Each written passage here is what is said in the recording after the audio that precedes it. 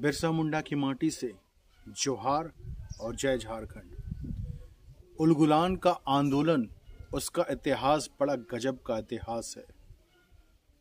एक समय भगवान का दर्जा प्राप्त बिरसा मुंडा ने सेठ साहूकारों के खिलाफ, उनकी रूढ़िवादी परंपराओं के खिलाफ और उनके साथ साथ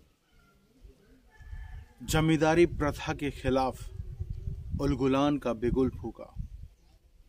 और जब उलगुलान का बिगुल फूका तो इस उलगुलान के आंदोलन का सिर्फ एक मकसद था कि आदिवासियों को उनका हक, उनका अधिकार, उनके जल, जंगल, जमीन जिसकी वो मालिक है, वो सारी चीज़ों का हक और उनका अधिकार उनको मिले। और उन्होंने इस आंदोलन को बखूबी पूरे विश्वास योग्यता के साथ निभाया।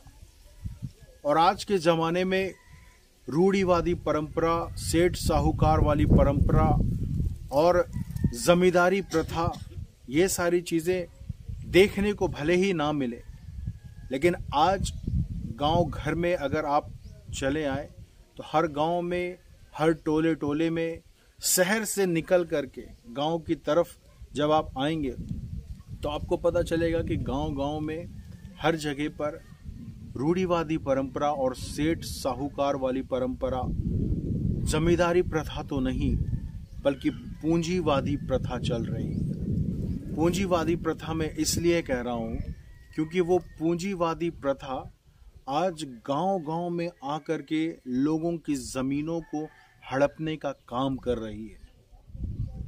जिस जमीन को बचाने के लिए बिरसा मुंडा ने उलगुलान किया, आज वही जल, जंगल और वही जमीन लोगों के हाथ से, बिरसा मुंडा के उन लोगों के हाथ से जिनको उन्होंने बचाने का संकल्प लिया था, उनके हाथों से छिनता चला जा रहा है।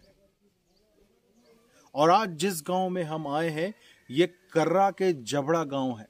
ये कर्रा का जबड़ा गांव है।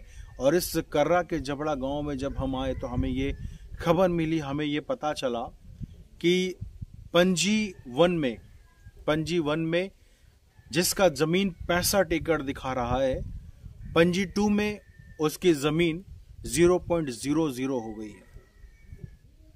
जो पंजी 1 में 65 एकड़ का जमीन दिखाता है, वो पंजी 2 में 0 एकड़ हो जाती है, मतलब कुछ भी नहीं बचा रहता है।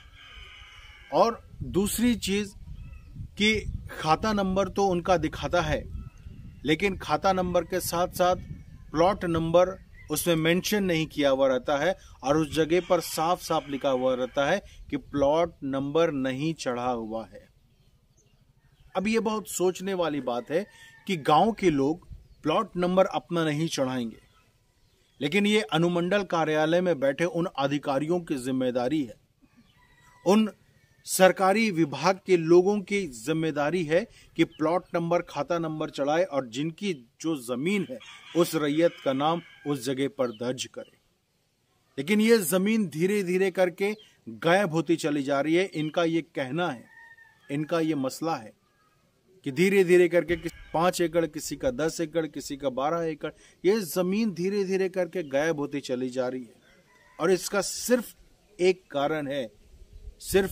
कारण है कि जमीन का जो दस्तावेज है, जमीन का जो रसीद है, वो ऑनलाइन कट रहा है। और जब से, इनका कहना है कि जब से ऑनलाइन रसीदें कट रही है, तब से इन परेशानियों का इनको सामना करना पड़ रहा है। आखिर जवाबदेही किसकी है? क्या बिरसा मुंडा के उलगुलान का यही नतीजा था? क्या बिरसा मुंडा ने इसलिए उलगुलान किया कि उनके लोगों की जमीनें उनके हाथों से छिन जाए? आज ये जिम्मेदारी कौन लेगा? आज ये जिम्मेदारी किसकी है? आज यहाँ का पूरा नज़ारा हम आपको दिखाएंगे, लोगों से हम आपकी बातचीत करवाएंगे, इनके मसले को हम आपके बीच में रखेंगे। झारखंड की बुनियाद हमेशा बुनियादी बातों की ओर आपको ले चलता है, बुनियादी बातों को आपको दिखाता है। और आज यहाँ की ग्राउंड रिपोर्ट हम आपको दिखाएंगे। क्या तकलीफ हो जाए कि हम तकलीफ है कि मैंने कर्मचारी ठीक न जाएला तो कि फलना दिन आओ, चिंगना दिन आओ, हर रसीदी निकाले कहीं से तो रसीद नहीं काटा 2016 से ओकर बाद फिर कट भी नहीं करे जाइला भी एक बार 1700 रुपया भी देली कर्मचारी के, तो से कहते कि बाद में आवे कुछ कर भी निकाले, ओकर बाद फिर देवे नहीं करे निकाले। तब तो कहते कि कोरोना आ गया,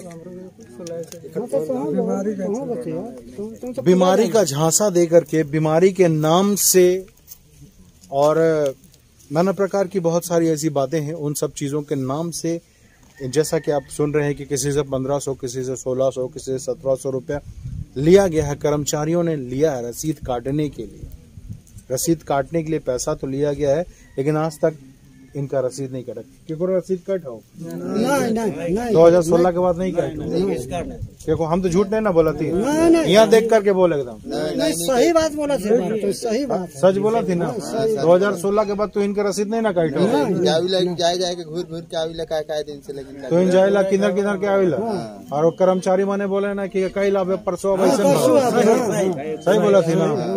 ये है यहाँ की स्थिति, और इन स्थितियों से हम आपको रूबरू करवा रहे हैं, हम आपको दिखा रहे हैं। जैसा कि आप देख रहे हैं कि हमारे बीच में समाज सेवी फादर टॉम है, और समाज के प्रति इन्होंने एक जिम्मेदारी उठाई है, और इनकी जिम्मेदारी है, और इन्होंने अपने कंधे पे उस जिम्मेदारी के बोझ को बखूबी समझाया जाना है। और ये आज जबड़ा गांव का नज़ारा हम आपको दिखा रहे हैं। कुछ किन्हीं बातों के ऊपर हम बातचीत करेंगे इनसे। सबसे पहले फादर जोहार। पंजी 1 में गांव वालों की जमीन 65 एकड़ दिखाती है, और वही जगह पे पंजी 2 में इनकी जमीन 0 दिखाती है। ऐसा क्या हो गया जो उनकी जमीनें गायब हो गई? सच में अभी यही बात को लेकर के ही हम लोग इन दिनों में सरकार के पास अपना दरखास्त दिए हुए, ज्ञापन दिए, गवर्नर के पास दिए। जब इतना लड़ करके हम लोग अपना ज़मीन बनाया, अंग्रेज़ों से लड़े और उसके बाद जानवर से लड़े, अभी लगातार हमारा जीवन एक संघर्ष ही है अपने ज़मीन के लिए, अपने जीविका के लिए। अभी जो नया जो डिजिटलाइजेशन आ रहा है, उसी के चलते हम लोग देख रहे हैं कि सरकार बोलते हैं कि अभी तो युग बदल गया है, हम लोगों को पुराना कागज सब छोड़ दो, अभी हम लोगों को एकदम डिजिटल माने नया तरीका से, नया टेक्नोलॉजी के आधार पर आपको होना चाहिए।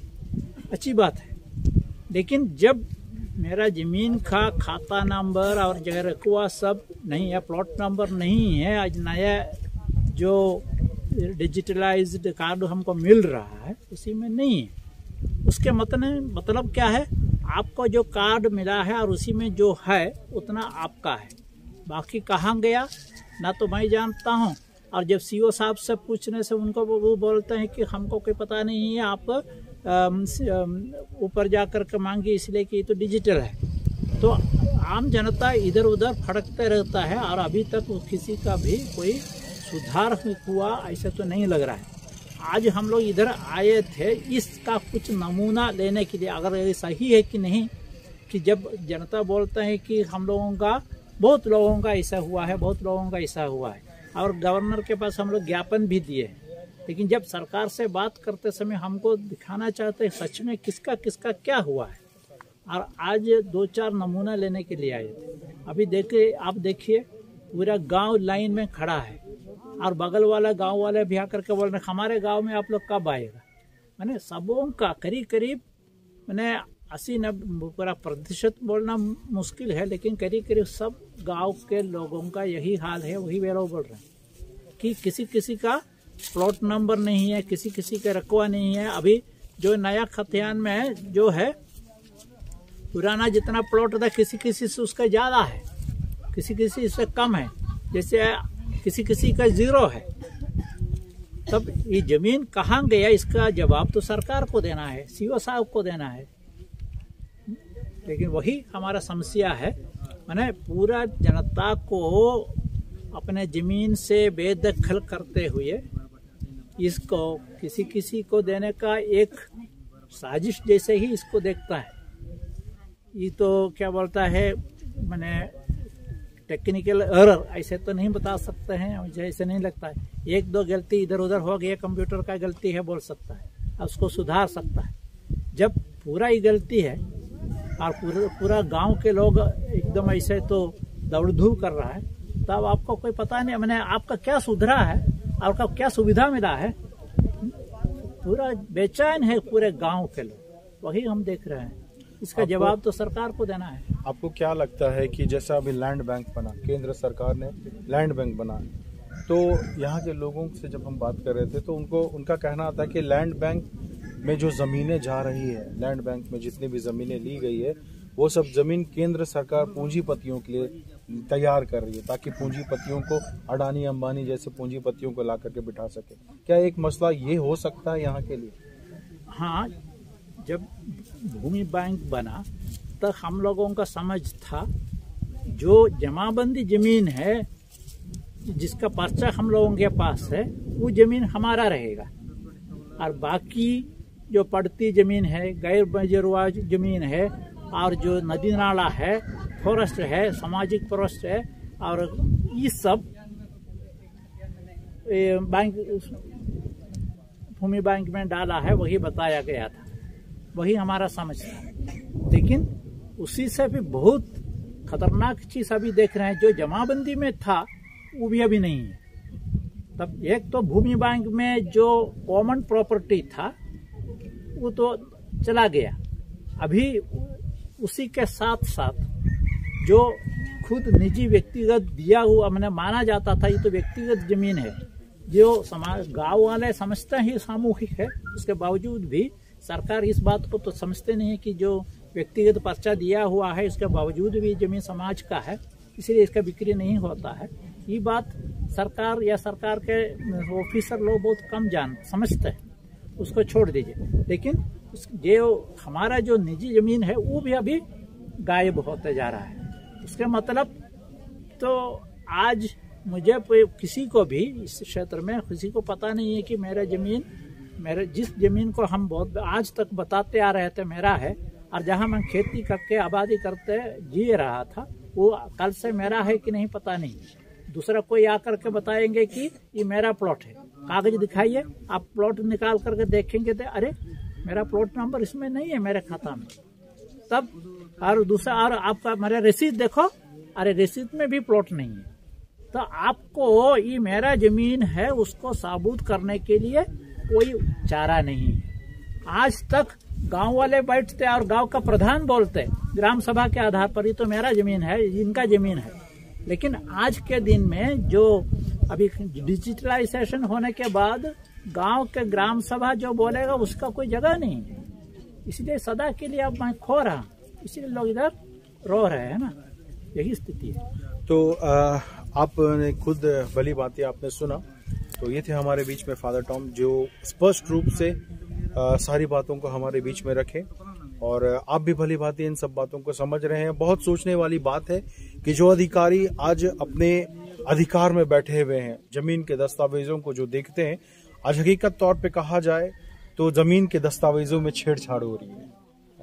हाँ, और जमीन के छेड़छाड़ तो जरूर हो रहा है, और जो ऑफिसर लोग जो बैठते हैं उनको ये क्या है, इसका इधर का कानून क्या है उसका जानकारी भी नहीं है, और इसीलिए जो बताया गया है उसी के आधार पर वे लोग करते रहा है। जैसे इधर अभी हमारे साथी लोग बोल रहे हैं कि जिसका बड़ा रकम में पैसा देते हैं उसको तो बदल देता है, और उसके बाद इस पैसा जमा करने का एक तारीख का भी लोग बनाया है, काट देते हैं उसका किसी का नंबर, और उसी को जब रायत देखता है कि मेरा नंबर नहीं है तो पैसा जमा करके आकर के फिर अपना गाय बैल वगैरह बेच करके फिर आकर के फिर खरीद लेना पड़ता है।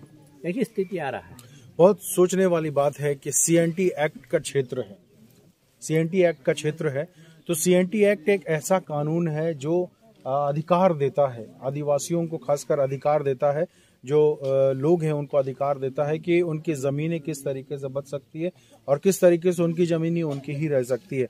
लेकिन आज भी सीएनटी एक्ट का भरखर पूरी रीति से कहा जाए तो उल्लंघन हो रहा है। ये तो बड़ा सवाल है, इसलिए लगता है कोई इसके पीछे कोई साजिश है ही। बात बहुत पते की है कि जिसका खोता है वही जानता है, और जिसका कभी कुछ खोया नहीं वो सच में कुछ नहीं जानता है। ये बहुत पते की बात है कि आज जिस गांव में हम आए हैं, इस गांव के लोगों का जमीन खो गया है, किसी का 5 एकड़, किसी का 10 एकड़। तो जिसका खोया है वही इस बात को बखूबी अच्छे तरीके से जानते हैं। फिर से एक बार हम बहुत जल्द आपके साथ मुलाकात करेंगे, जल जंगल जमीन से जुड़ी हुई तमाम मुद्दों के साथ उपस्थित होंगे। तब तक के लिए एक बार फिर से जोहार और जय झारखंड।